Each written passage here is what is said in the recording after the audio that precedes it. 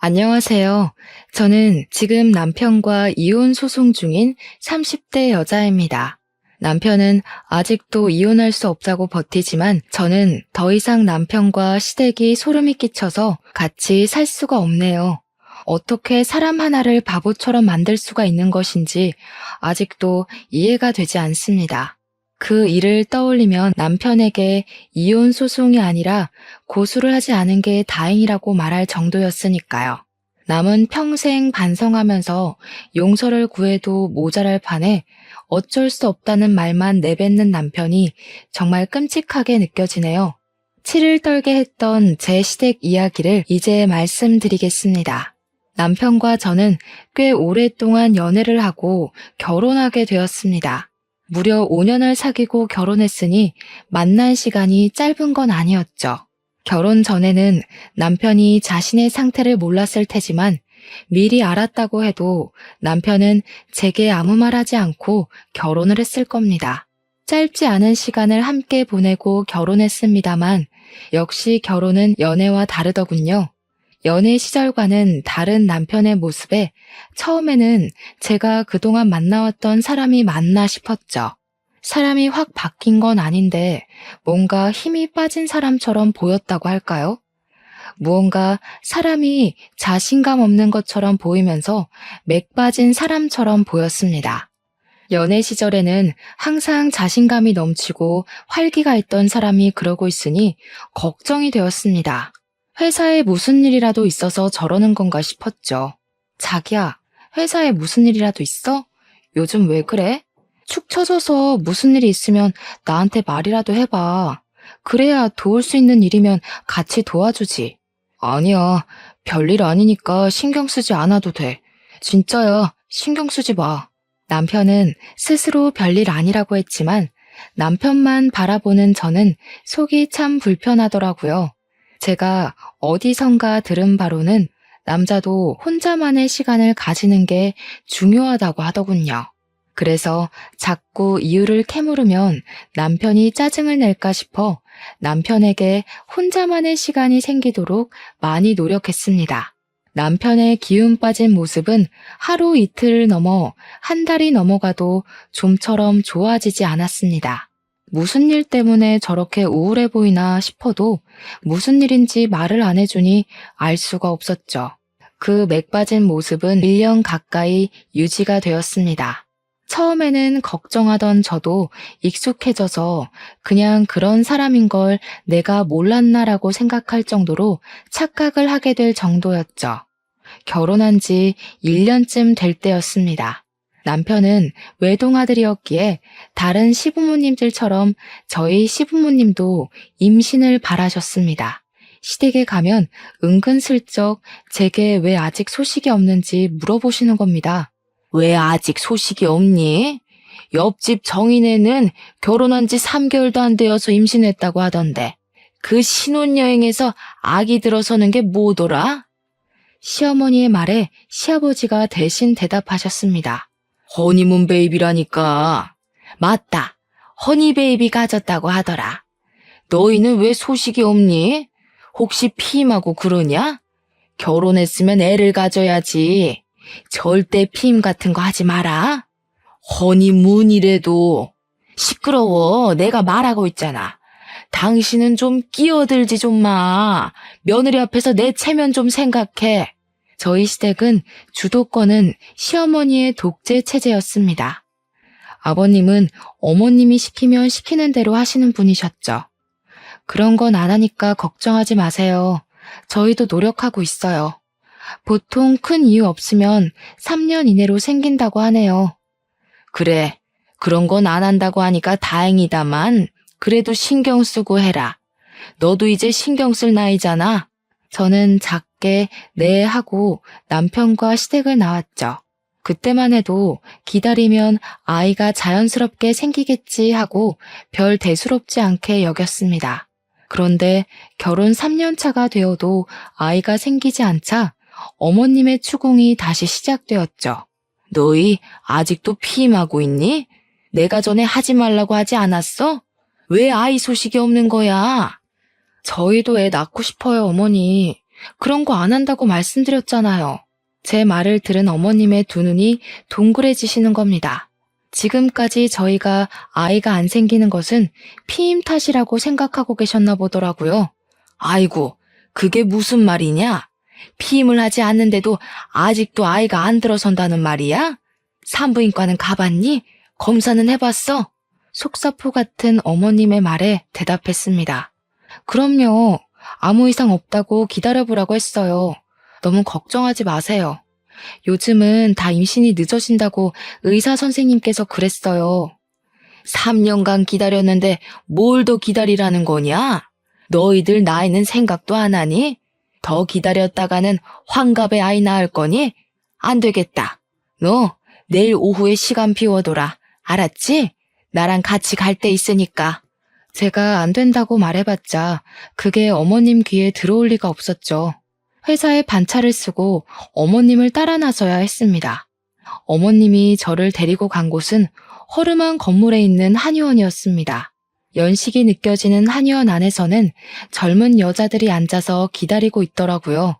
여기가 그렇게 명이라고 하더라. 너 내 친구 양순이 알지? 왜 결혼식에서 내가 인사시켜줬잖아. 걔네 며느리도 여기서 침 맞고 바로 임신이 됐다고 하더라고. 저는 아무 대답 없이 고개만 끄덕였습니다. 오랜 기다림 끝에 나이 지긋해 백발이 성성한 한의사 선생님과 마주하게 되었습니다.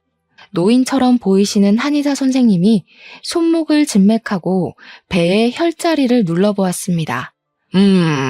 결혼한 지 3년이나 되었는데 아이가 없어요? 며느님은 배도 따뜻하고 금방 아이가 들어설 것 같은데 아드님도 같이 데려와 보시지 그러세요. 요즘은 불임 원인이 남자들도 상당히 많이 늘어서요. 지금 누구 아들을 병신 취급하는 겁니까? 내 아들은 멀쩡하다고요. 한의사의 말에 어머님이 소리를 꽥 내지르시는 겁니다. 그렇게 소리를 지르고는 아직 진료 중인 저를 끌고 밖으로 나오셨습니다. 누구를 지금 고자 취급을 하는 거야? 저 영감탱이가. 너 내일 시간 다시 빼놔라. 나랑 다른 병원 갈 테니까. 알았니? 저는 어머님께 네 하고 짧게 대답을 했습니다. 아들 한번 데려오라는 말이 그렇게 기겁하는 일이었을까요? 어머님의 성격을 알고 있으니 내심 서운하면서도 아무 말 하지 못하겠더라고요. 한마디 잘못했다가 달달 볶일 생각을 하니 그냥 네네 하면서 어머님의 비위를 맞춰주는 게 좋다고 생각했죠. 한동안 어머님의 손에 이끌려 산부인과 병원을 더 돌아야만 했습니다. 마지막으로 난임 전문병원에 들러 나팔관 조영술이라는 시술을 받아야 했죠. 나팔관 양쪽도 정상적이시고 생리주기도 정확하고 자궁내막 두께도 좋고 근종 같은 것도 없이 깨끗하니 더 기다려보는 게 어떨까요? 며느님은 아주 건강합니다. 얼마나 기다려야 아이를 가질 수 있는데요? 정 그렇게 급하시면 인공수정이나 시험관을 해보는 방법도 있습니다. 아드님과 같이 한번 병원에 들리시죠. 요즘은 남자들 불임도 많아서. 어머님은 알았다고 하면서 다시 병원을 나오셨습니다. 이렇게 임신에 적극적이시면서 왜 아들이 정상적이지 않다는 말만 나오면 격하게 반응을 하시는지 알 수 없었습니다. 어머님의 그 모습이 은근히 속상했죠. 꼭 제게 문제가 있다는 뜻으로 보였으니까요. 어머님은 여러 명의 의사들에게 제가 지극히 정상이라는 말을 듣고서야 병원 투어를 멈추셨죠. 제가 정상이라는 말을 듣고도 어머님은 임신에 더욱 적극적으로 나오셨습니다. 몸에 좋다는 음식은 다 해먹이기 시작했죠. 보약이며 보양식이며 안 먹은 게 없을 정도였습니다. 그런 어머님의 정성에도 5년 넘게 저희에게 아이는 찾아오지 않았죠. 기다리기가 지쳤는지 어머님이 저희에게 먼저 시험관을 하는 게 어떻겠냐고 말하셨습니다. 아이가 쉽게 생기지 않을 것 같으니까 시험관을 해보는 건 어떻겠니?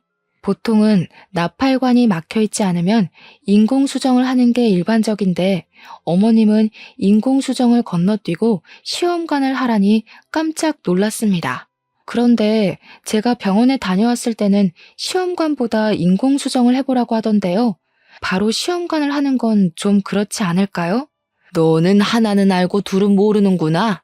어차피 인공수정을 하든 시험관을 하든 호르몬 주사를 맞는 건 똑같아. 그런데 뭐하러 인공수정하고 시험관을 또 하니? 그냥 처음부터 시험관을 하는 게 낫지. 그건 그런데요. 비용 차이가 엄청나잖아요. 인공수정은 정말 얼마 안 들어요. 돈 걱정하지 말고 시험관부터 해라. 다 너 생각해서 하는 말이야. 이럴 때는 어른 말 듣는 거야. 어머님의 성격을 잘 알고 있었으니 더는 토를 달지 않기로 했죠. 어차피 인공수정이 실패하면 시험관을 해야 하는 건 맞는 말이었으니까요. 시험관을 하는 일은 정말 쉬운 일이 아니었습니다. 호르몬 주사를 맞는 것도 그랬지만 3일에 한 번 정도는 병원에 가서 난소에 있는 난자가 얼마나 컸는지 봐야 했기 때문이었죠. 그래도 아기를 갖기 위해서는 어쩔 수가 없었습니다. 저도 제 친구들처럼 아이를 낳아 남편과 알콩달콩 살고 싶었습니다. 아이만 가질 수 있다면 이런 고생쯤은 아무것도 아니라고 생각했죠. 어느새 시간은 흘러서 배란 채취일이 되었습니다. 신선한 정자를 난자에 넣기 위해서는 남편이 병원에 직접 방문하는 게 가장 좋은 방법이었죠. 어머님은 제 병원 스케줄을 하나하나 직접 관리를 하셨기에 그날도 병원에서 나오면서 어머님께 전화를 했습니다. 어머니, 난자 채취일에는 남편과 같이 오라고 하네요. 신선한 정자를 채취해야 한다고요. 너는 회사 다니는 사람 거기까지 불러내야겠니? 내가 알아보니 정자를 집에서 채취해가는 것도 가능하다고 하는구나. 그러니까 병원에서 주는 통 받아서 집으로 가져와라. 몸보신해야 건강한 난자가 나오지. 정말 어머님께서는 모르시는 게 없었습니다. 어머님의 말을 반신반의하며 병원에 남편이 같이 오지 못할 것 같다고 말했습니다. 그랬더니 정말 작은 보온통 같은 것을 주는 겁니다. 직원 말로는 그냥 줄 수는 없고 특별한 사유가 있을 경우에만 지급해준다고 하면서 몇 번의 확인 절차를 거친 후에 통을 주었습니다. 그러면서 될 수 있으면 신선한 상태에서 받아오라고 하더라고요. 저는 그것을 받아서 어머님 댁으로 향했습니다. 어머님 댁을 가니 이번에도 상다리가 부러지게 음식을 차려놓고 기다리고 계셨습니다. 마침 남편도 퇴근해서 왔고 오랜만에 진수성찬이라 남편과 저는 참 허겁지겁 먹었네요. 식사를 끝냈더니 아직 초저녁인데도 잠이 솔솔 오기 시작하는 겁니다. 내일이면 지겨운 호르몬 주사도 끝이라는 생각을 해서인지 꾸벅꾸벅 졸기 시작했고 남편도 일하느라 졸리다며 같이 남편 방에 들어가 잤습니다. 그렇게 8시간을 내리 잤더니 어찌나 개운하던지 몸이 찌푸둥했지만 정신은 참 맑아지더라고요. 그런데 남편도 저랑 같이 일어난 줄 알았는데 책상 위에 놓여져 있던 통을 보니 이미 그게 받아져 있더라고요. 남편이 아침에 시간이 없을 것 같아서 새벽에 미리 받아놓았다고 말하면서 아침을 먹자마자 급하게 출근을 했습니다. 아침 일찍 난자를 채취해야 했기에 저도 그 통을 들고 예약해둔 병원에 아침 일찍 방문했죠. 난자를 채취하고 바로 정자를 난자에 삽입해서 체외 수정을 해서 배아를 만든다고 하는 겁니다. 보통은 3일 뒤에 다시 와서 제 자궁 속에 집어넣기만 하면 된다고 하니 마음이 설레더군요. 아직 배아들이 제 몸속에 들어가지도 않았지만 벌써 마음은 엄마가 된 느낌이었습니다. 난자는 12개가 나오고 건강한 상금 난자는 8개가 나왔다고 의사 선생님이 오셔서 말씀하셨습니다. 상금 난자가 많이 나올수록 건강하고 튼튼한 배아들이 많이 생긴다고 하셨어요. 저는 3일 뒤에 남편과 같이 병원에 내원해서 건강한 배아 2개를 자궁에 넣어 심게 되었습니다. 선생님은 건강한 배아가 3개나 더 있다고 하시면서 냉동을 할 거냐고 물어보더라고요. 남은 배아는 냉동해 드릴까요? 추가로 돈이 들기는 하지만 냉동을 해두시면 다음에는 난자 채취하지 않고 바로 이식만 하실 수 있어요. 호르몬 주사를 맞아야 하는 번거로움이 없다고 하기에 저는 당연히 그렇게 하겠다고 했습니다. 네, 해주세요. 임신 확인은 언제 하게 되는 건가요? 11일 후에 오셔서 피검사 하시면 임신 여부를 확인하실 수 있습니다. 11일 후면 임신 여부를 알 수 있다니 마음이 싱숭생숭해졌습니다. 뱃속에는 이미 아이가 있지만 무사히 아이들이 자궁 내벽에 착상해야 임신되는 것이었죠. 그 기간이 정말 기다려졌습니다. 배아 사진이라고 제 손에 쥐어주는데 동글동글한 세포 분열 중인 배아가 2개가 찍혀 있더군요. 너무 신기하고 저 덩어리들이 제 뱃속에서 아기가 된다니 믿을 수 없었죠. 한참을 쳐다보았죠. 이식 후 2시간 동안 안정을 위해 침대에 누워있다가 집으로 돌아갈 수 있었습니다. 집으로 돌아오는 길에 소식을 기다렸을 어머님께 전화를 드렸습니다. 어머님, 지금 이식 끝내고 집으로 돌아가는 길이에요. 2개 이식 끝냈고요. 3개는 냉동을 해두고 왔어요. 11일 후에 피검사하면 임신인지 알 수 있대요. 그래? 아유, 잘했다. 그런데 왜 너희 집으로 가니? 우리 집으로 와라. 이제부터가 진짜 시작이야. 몸 조심하고 잘 먹고 해야 아이가 잘 붙어 있지. 그리고 너 회사에 전화해서 당분간 쉰다고 해라. 꼼짝 않고 누워 있어야 착상이 잘 된다고 하더구나. 우리 집으로 와서 푹 쉬다가 임신되면 그때 출근해. 임신이 되면 출근하라는 소리에 깜짝 놀랐습니다. 오늘 하루도 팀장님께 사정해서 받은 월차였거든요. 네? 그게 무슨 말씀이세요? 당분간 쉬라뇨. 어머니, 그럼 저 회사에서 잘려요. 병원에서 이식 후에 몇 시간 동안만 휴식 취하면 가벼운 일상생활은 가능하다고 했어요. 걱정하지 마세요. 내가 다 알아봤다. 내가 아는 김씨 며느리도 일주일간 누워 있었더니 한 번에 임신이 성공했다는구나. 잔말하지 말고 우리 집으로 와. 어머님은 무조건 시댁으로 오라고 명령하며 전화를 끊어버리셨습니다. 그 성격을 누가 막을 수가 있을까요? 집으로 향하던 차를 돌려 시댁으로 향하게 되었습니다. 어머님이 말린다고 출근을 안 할 수는 없는 노릇이니 식사를 하면서 괜찮다고 안심을 시켜드려야 했습니다. 어머님, 너무 걱정하지 마세요. 병원에서도 일상생활은 가능하다고 했어요. 출근해도 괜찮을 거예요. 제 업무가 무거운 짐 들거나 돌아다니는 일도 아니고 사무실에 가만히 앉아서 컴퓨터를 하는 일이잖아요. 그러다가 아이가 아래로 흘러내리기라도 하면 어쩌려고? 앉아있는 것도 1~2시간이지. 종일 그렇게 일하고 출퇴근은 또 버스 타고 올 거 아니야. 그런 건 생각 안 하니? 그런 건 일상생활 범주에 끼잖아요. 괜찮을 거예요. 어머님은 저를 향해 화를 내셨어요. 예, 그러다가 애가 잘못되기라도 하면 어쩌려고 그러는 거니? 한 번에 철석같이 붙어야 그 고생을 안 하지. 설마 너 그 고생을 또 하고 싶어서 그러니? 그렇다고 일을 그만둘 수는 없잖아요. 아이를 낳는다면 앞으로 돈이 많이 필요할 텐데요. 아무 일 없을 테니까 너무 걱정하지 마세요.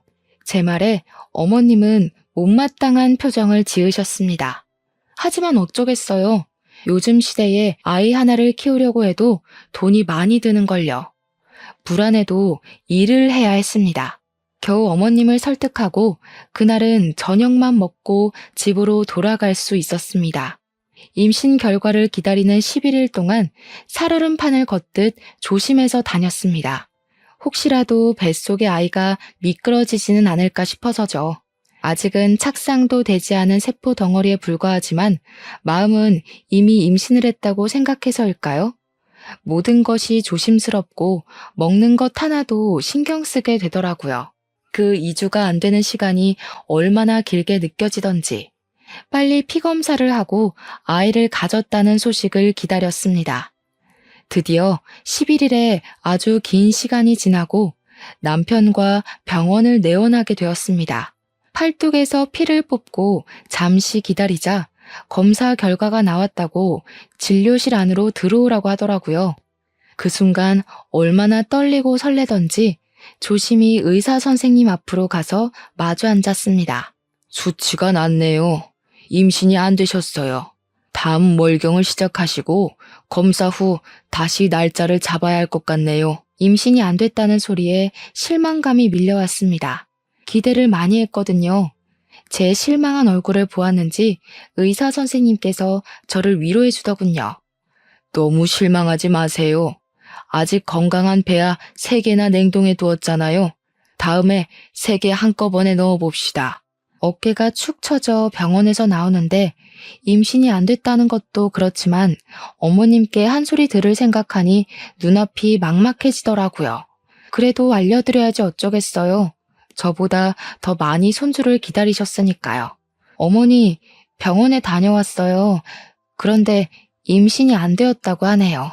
어머님은 한참이나 핸드폰 너머로 아무 말이 없으셨어요.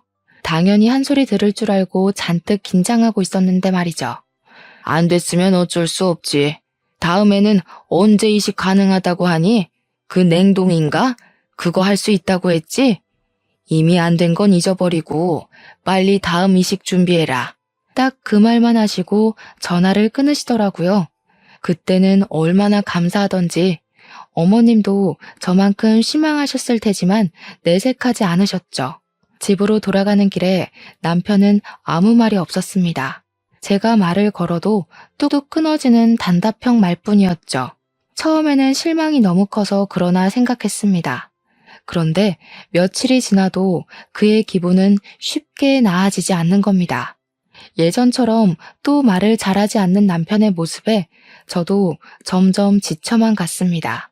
착상에 실패해서 저도 예민할 수밖에 없었던 상황이었고 이제는 남편에게 말 거는 것조차 포기하고 말았습니다. 그렇게 서로 대화를 잃어간 채 한 달이 지나버렸고 어김없이 생리가 터지고 말았습니다. 생리가 터질 것을 알고 있었지만 정말 실망스럽더군요. 사람 마음이 그렇잖아요. 혹시라도 기적이 일어나지 않을까 하는 마음이요. 저는 다시 병원을 내원하고 피검사를 하고 이식 날짜를 잡아야 했습니다. 호르몬 주사를 맞지 않을 뿐이지 복잡한 건 똑같았습니다.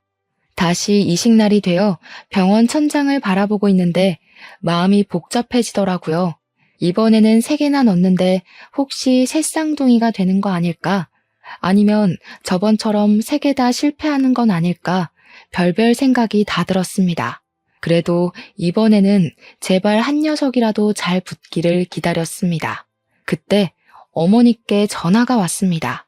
이식은 끝났니? 이번에는 편하게 쉬어라. 회사에 쉰다고 말도 하고, 알겠니? 그래야 그 고생을 또 안 하지. 네, 어머니.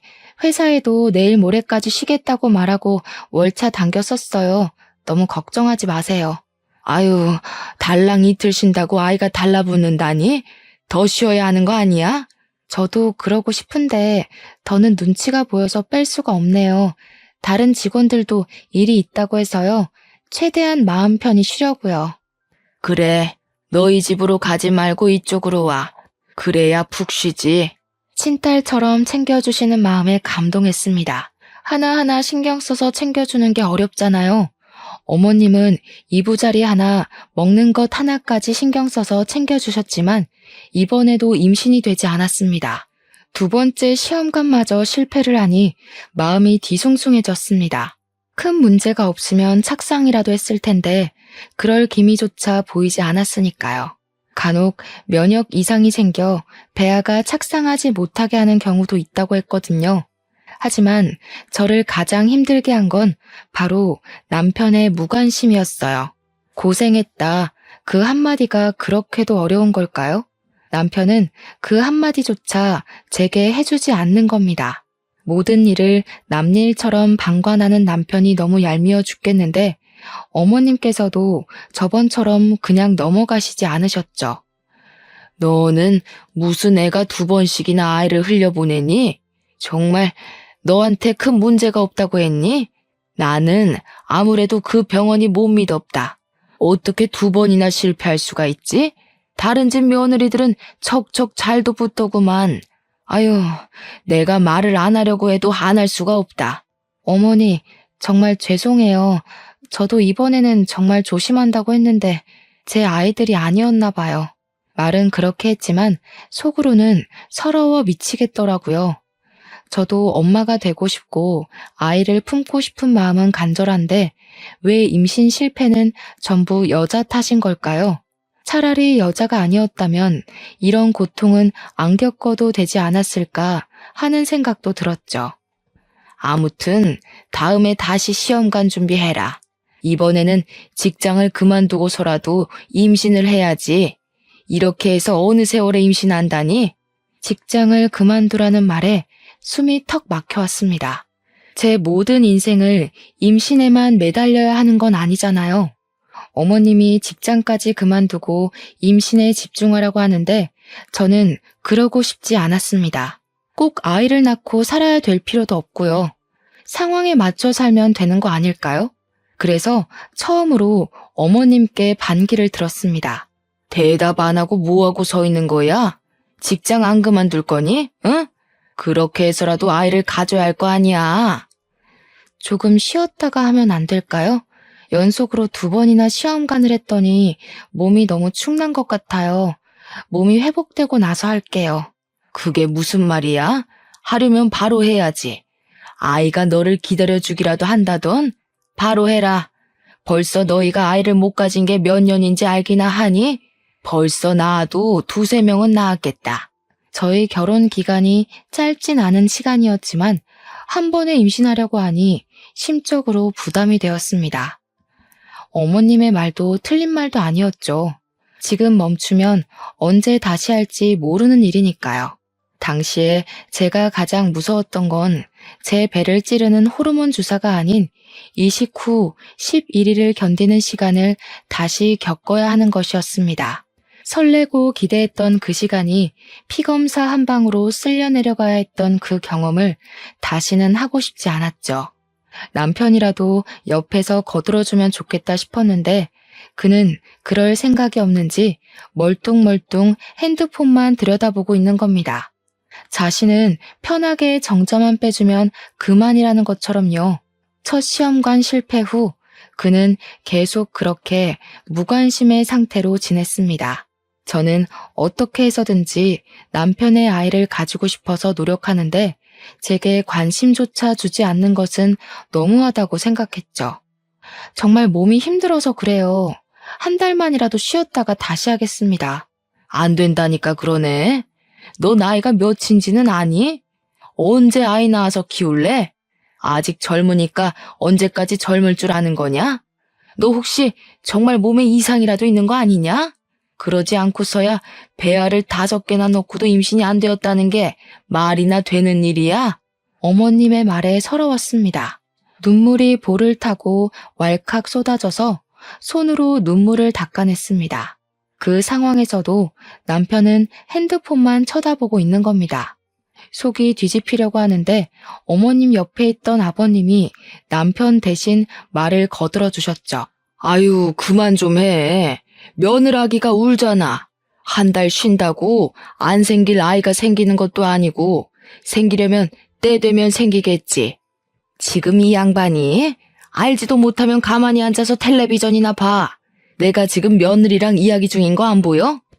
유일하게 제 편을 들어주던 아버님은 어머님의 핀잔에 입을 다물고 시선을 텔레비전으로 돌리셨습니다. 그 상황에서 제가 할 수 있는 것은 알겠다는 말밖에 없었습니다. 마음이 내키지 않으니 집으로 돌아오는 내내 정말 시험관을 다시 해야 하는 게 맞는 건지 의문이 들었죠. 정말 너무하다고 생각하지 않아? 나는 어떻게 해서든지 당신 아이 가지고 싶어서 노력하는데 당신은 뭐야? 어머님이 바로 이어서 하라고 다그칠 때 한마디라도 거들어줄 수는 없어? 꼭 그렇게 핸드폰만 들여다보고 있어야 해? 나보다 핸드폰이 더 중요하냐고. 남편도 제게 신경질적으로 반응을 했습니다. 내가 무슨 말을 해야 하는 건데? 시험관 실패한 건 당신이지 내가 아니잖아. 그런데 나보고 무슨 말을 하라고 그러는 거야? 자기가 하기 싫으면 그냥 하기 싫다고 말하면 되잖아. 당신도 아이 가지고 싶어서 그만두겠다는 말 안 하는 거 아니야? 남편의 말에 기가 막혔습니다. 남편의 말은 꼭 저 혼자 아이를 가지고 싶어 안다라는 사람 같았죠. 본인은 아이를 원치 않았다는 듯이 말이죠. 당신은 아이를 원하지 않는다는 소리야? 왜 시험관으로 생기는 아이는 당신 아이 같지가 않아? 저번부터 왜 그러는 건데?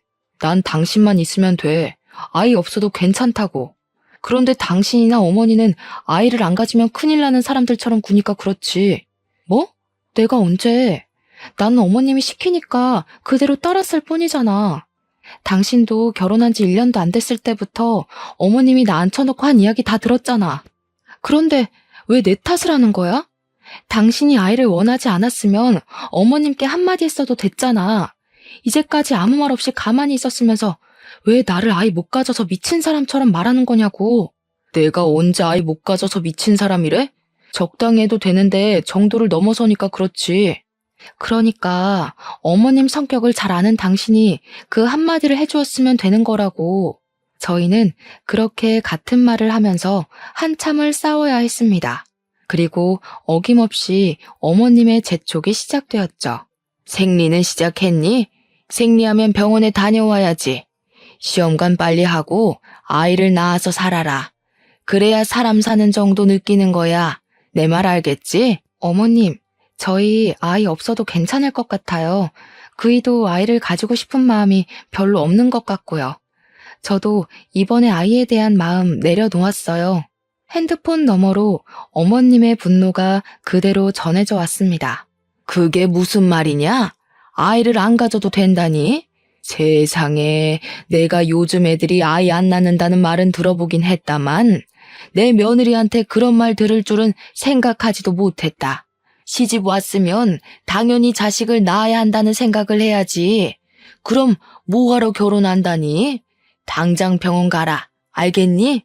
변명할 틈도 없이 어머님은 핸드폰을 끊어버리셨습니다. 별 수 있나요? 이혼하지 않고 시댁과 연을 끊고 살 것이 아니면 어머님 말씀에 따라야죠. 저도 아이는 가지고 싶었습니다. 단지 시간을 여유 있게 가지고 몸과 마음이 회복하면 다시 시작하고 싶었던 거였죠. 다시 호르몬 주사를 맞으면서 난자 채취일이 되자 어머님은 저희를 다시 시댁으로 부르셨습니다. 저를 위해 어머님의 헌신적인 케어가 시작된 거였죠. 너희 내일 난자 채취하지? 오늘 우리 집으로 와라. 아들 거 받을 통도 챙겨온 거지? 꼭 들고 와라. 알겠지? 병원에서는 남편이 직접 와서 하는 게 가장 신선하다고 하는데요. 이번에는 남편이랑 같이 가서 받아올게요. 너는 무슨 바쁜 애를 자꾸 병원에 데리고 가려고 하니? 너도 일 그만두면 누가 너희를 먹여 살려? 잔말 말고 통이나 받아와. 제 생각으로는 신선한 정자가 성공률이 더 높을 것 같은데 굳이 정액을 받아서 가라니 이해가 되지 않았습니다. 남편과 충분히 갈 수 있는 시간이고 거리인데 말이죠. 그런 의문을 품고 저희는 시댁으로 향했습니다. 어머님은 저를 위해 다시 상다리가 부러지게 음식을 차려주셨습니다. 너무 감사했죠. 이번에는 꼭 착상에 성공해서 어머님께 손주를 안겨드리고 싶었습니다. 그런데 저녁을 먹고 나니 졸음이 밀려들었습니다. 몇 달 동안 몸을 축내며 시험관을 하면서 최근에 체력이 많이 떨어졌는지 조금만 무리한다 싶으면 졸음이 쏟아져 왔거든요. 저녁 식사를 마친 상을 치우는 중에도 눈꺼풀이 감겨왔어요. 참아보려고 눈을 부릅떠도 눈이 감겨오는 겁니다. 서둘러 상을 치워놓고 남편의 방으로 들어가서 먼저 잠을 자게 되었습니다. 한 3시간 정도 잤을 때 목이 말라 깨고 말았죠. 그런데 거실에서 사람들의 목소리가 귓속에 들려왔습니다. 잠결이라 잘 들리지 않았지만 남편의 목소리라는 것은 확실히 알겠더라고요. 이거 꼭 계속해야 해요? 그냥 그만하면 안 돼요.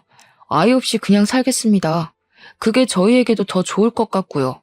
어머님께 그렇게 말을 해주니 남편이 제 앞에서는 내색 안 하더니 뒤로는 이렇게 내 편을 들어주고 있구나 속으로 뿌듯했습니다. 그런데 뒤에 들려오는 말이 조금 이상해지기 시작했죠. 그게 무슨 말이야? 아이는 있어야지. 아이 있는 것하고 없는 것하고 얼마나 차이가 크게 나는지 알기나 하는 거야? 이렇게 해서 낳은 아이가 제 아이예요?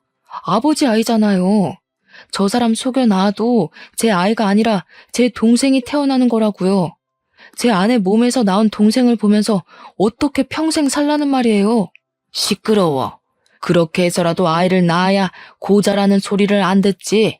아휴, 난 부끄러워서 어디 가서 말도 못하고. 아이 하나만 떡하니 낳아봐라.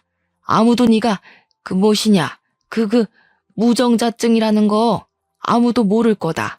순간 제 귀를 의심했어요.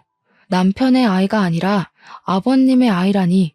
거기다 남편이 무정자증이라는 말은 처음 듣는 말이었죠. 화가 머리끝까지 치밀어 오르자 밀려 들어오는 잠도 확 깨버리는 겁니다. 문을 벌컥 열고 거실로 나가자 세 사람이 놀란 토끼 눈을 하고 저를 쳐다보았습니다. 저는 남편에게 다가갔습니다. 그게 무슨 말이야? 방금 그 말 무슨 말이냐고. 사실대로 말해, 빨리. 남편은 저를 보고 깊은 숨을 내쉬더니 고개를 푹 숙이고 말했습니다. 미안해. 그동안 당신이 가져간 통에는 내 거가 아니었어. 우리 아버지 거였지. 나도 결혼 전엔 몰랐는데 결혼 직전에 갑자기 붉은 물이 나와서 병원에 갔더니 무정자증이라는 거야. 수치스러워서 아무한테도 말 못하고 어머니도 누구보다 손주를 원하시니까 내가 말 안 하면 그만일 거라고 안일하게 생각해버렸어. 일이 이렇게 커질 줄 나도 몰랐어. 여보, 정말 미안해. 지금 그걸 말이라고 하는 거야?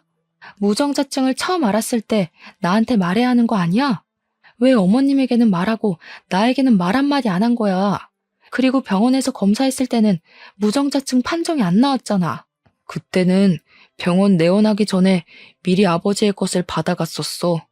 몰래 아버지 것으로 바꿔치기 해서 검사를 한 거야. 당신이 아이를 너무 좋아하니까 무정자증이라고 말하면 이혼하자고 할까봐 말 못하겠더라고. 그렇다고 나를 속여서 아버님 아이를 낳게 하는 게 말이 되는 소리래? 정말 눈이 뒤집혀서 폭발할 지경이었죠. 그런데 남편 옆에 계시던 어머님의 말이 더욱 가관이었습니다.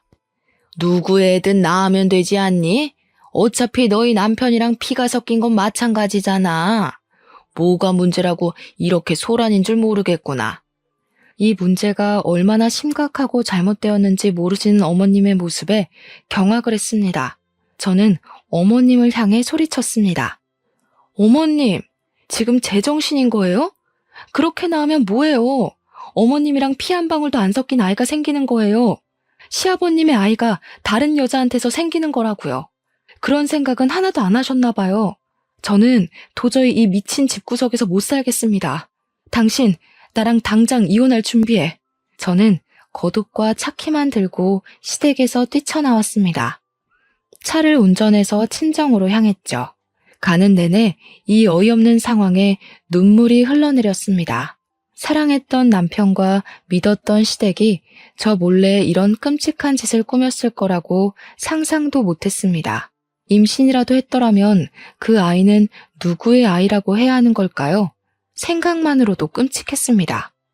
연락도 없이 새벽에 친정으로 찾아가자 친정엄마 또한 놀라셔서 제게 남편과 싸웠냐고 물어보셨습니다. 저는 엄마에게는 아무 말도 하지 못했습니다. 그 일을 어떻게 설명을 해야 할지 막막하기도 했지만 다시 입 밖으로 꺼내는 제가 비참했거든요. 임신이 되지 않았지만 그게 시아버지의 시라는 말을 어떻게 할 수가 있었겠어요. 이혼이 진행되는 단 며칠만이라도 마음 편하게 주무시게 해드리고 싶었습니다. 하지만 시어머님은 그 며칠도 그냥 놔두지 않으셨습니다. 다음날 어머님은 친정집으로 찾아오셨죠. 너 이게 무슨 경우니? 오늘이 난자 채취일인 거 몰라서 병원에 안 가는 거야? 다시 한 달을 기다려야 한다는 거 몰라서 이러는 거야? 네 남편 알면 어떻고 네 시아버지 알면 어떠니? 나는 그런 거 아무 상관도 안 한다. 너도 내 아들 좋아하고 같이 살 요량이면 그냥 순순히 받아들여라. 옆에서 잠자코 듣고 있던 엄마가 얼굴을 찌푸렸습니다. 이게 무슨 말이야? 누구의 아이를 어쩌고 저째? 네 시아버지 아이가 왜 나오는 거야? 제가 지난번에 했던 시험관 배아가 남편의 정자를 넣은 게 아니고 시아버지의 정자를 넣은 거였대요. 남편이 무정자증이라서 저를 속이고 시아버지 아이를 가지게 하려고 했어요. 친정엄마는 제 말이 끝나자마자 시어머니의 멱살을 잡으셨습니다. 우리의 말이 사실이에요? 아니, 지금 남의 딸한테 뭐 하는 짓인 거예요? 지금 사돈 딸은 우리 집안 며느리예요. 저희 집에 며느리로 들어왔으면 집안의 대를 이으라고 말하는 게 그렇게 이상한 겁니까? 제 아들이 정자가 없으니 시아버지 정자라도 받아서 대를 이어야죠. 당신 나가. 당장 내 집에서 나가. 아무리 그렇다고 해도 사람이 할 짓이 있고 아닌 게 있는 겁니다. 물어봐도 거절할 판에 속이고 그런 일을 저질렀으면 최소한 잘못했다고 말해야지. 고소하기 전에 빨리 꺼져요. 어머님은 한참을 엄마를 노려보시더니 뒤돌아가셨습니다. 너는 그런 일이 있었으면 엄마한테 당장 말을 해야지. 말도 안 하고 뭐 하고 있었던 거야? 최서방 당장 불러라. 내가 가만두나 봐. 엄마의 전화를 받은 남편이 헐레벌떡 친정으로 달려왔습니다. 엄마는 남편이 현관으로 들어서자마자 다가가셔서 뺨을 세게 내리치셨습니다. 금수만도 못한 놈. 자네는 엄마가 시킨다고 다 하는 모양이지? 그게 무슨 짓인지 알면서 입 꼭 다물고 뭐 하는 짓인가? 딸한테 이야기를 들어보니 아이를 그렇게 바라지도 않았던 모양이던데. 그러면 처음부터 사실대로 말하고 그냥 둘이 살면 되지. 원하지도 않은 아이 낳게 해서 뭘 어쩌려고. 내 딸 데려갈 때는 손끝에 물 한 방울 안 묻히게 할 것처럼 굴더니 이게 무슨 짓이야? 남편은 엄마 앞에 무릎을 꿇고 빌기 시작했습니다. 정말 죄송합니다, 장모님. 처음부터 그럴 생각은 없었습니다. 저도 아내한테 말할 자신이 없어서 어머니께 말한 건데 그렇게 해서라도 아이가 있어야 사람답게 사는 거라고 하셔서 저도 첫 시험관이 끝나고서야 잘못되었다는 것을 깨달았습니다. 다 제 잘못입니다, 장모님. 제발 용서해 주세요. 그딴 변명 다 필요 없네. 뭐? 늦게 깨달아? 처음부터 알았어야지. 이혼 서류는 내가 다 준비해놨으니까 자네는 서류에 사인만 하면 되네. 당장 내 딸이랑 이혼하게. 안 됩니다, 장모님. 저는 이제 정말 아내뿐입니다. 제가 무정자증인 걸 알았으니 그냥 둘이 살아도 되는 거 아닌가요? 왜 이혼을 해야 합니까? 미쳤냐? 내가 고자랑 살게? 이 일이 있기 전에는 사랑이라도 있어서 살았겠지만 당신이 한 짓을 봐. 정이 안 떨어지겠어? 지금은 당신 얼굴만 봐도 소름이 돋고 구역질이 나. 남편을 향해 소리를 꽥 질렀습니다. 제발 자기야. 나는 당신 없으면 살 수 없어. 당신도 알잖아. 나는 이제 당신뿐이야. 한 번만 용서해줘. 다시는 이런 일 없게 할게. 당신이 원한다면 우리 집이랑 연도 끊을 수 있어. 착각하지 마. 난 당신 어머님이 싫은 게 아니라 나한테 한마디도 안 했던 당신한테 실망한 거야. 내가 시험관에 실패했을 때 따뜻하게 한마디라도 건네주었어? 그 고통은 온전히 나 혼자 견뎌야 했잖아. 최소한이라도 안타까워하고 위로라도 해줬어야 하는 거 아니야? 그리고 시험관에 성공해서 아이라도 낳았다 치자. 그럼 당신은? 아빠 노릇은 잘했을까? 당연히 안 했겠지. 남편은 아무 말 못하고 그 자리에 서 있었습니다. 당신이 이혼을 계속 거부한다면 어쩔 수 없이 우리는 소송으로 가야겠네. 송장 보낼 테니까 가서 기다려. 현관 밖으로 남편을 밀어내고 문을 쾅 닫아버렸습니다. 어떻게 끝까지 저렇게 뻔뻔하게 나올 수가 있죠?